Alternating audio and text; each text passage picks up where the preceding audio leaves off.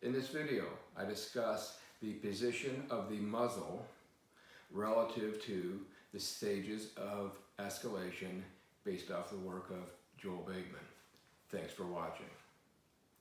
The best place for the gun when you're not using it is in a holster. If the gun has to come out for a defensive situation, there are multiple positions that are acceptable.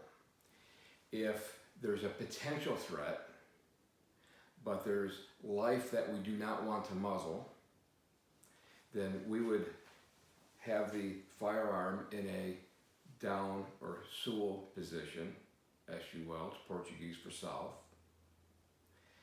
And it looks just like this. And I can walk around people and not muzzle myself, not muzzle others.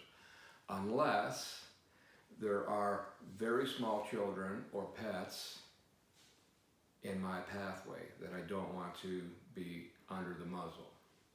In that case, a temple index is your muzzle direction. And this is especially true on a second floor. Note that the handgun is at my temple. It's not in my peripheral vision. I cannot see this gun back here. My elbow is tucked in, so I can't be disarmed from the side or the rear. Nobody can try to strip my arm to get to the gun. It's up here tight to my temple and does not obstruct my vision. So that's the temple index. Now, from here, retention is an acceptable position. This is an exaggerated position when we come out of the holster. I'm using my thumb up on the side of my pectoral muscle for an index point. The gun is canted away from my body. With my elbow being back, the muzzle is down. And if I got into extreme close quarters, this is a popular topic in the gun community these days, I could fire and hit pelvis. If you can't stand, you can't fight. From this position, the gun will cycle without hitting my body. So this retention position is very handy when I am working around other innocents, especially if my other hand is occupied. Cell phone, flashlight, and the like. So this is a retention position. Assuming that there's no innocent life to protect, but we still have a potential threat, then the guard position is acceptable because I have muzzle on target. I could fire from here if I had to and not hit my body. My elbows are tucked in tight.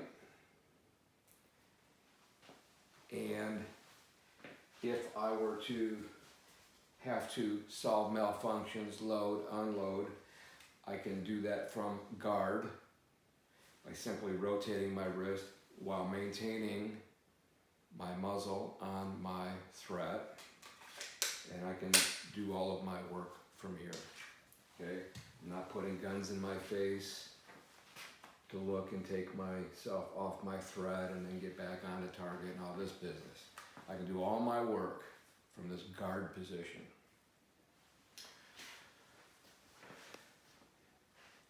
The cover position is full extension, where I have the benefit of space to where I can't be disarmed from this full extension position or cover position where I'm covering my target, prepared to fire.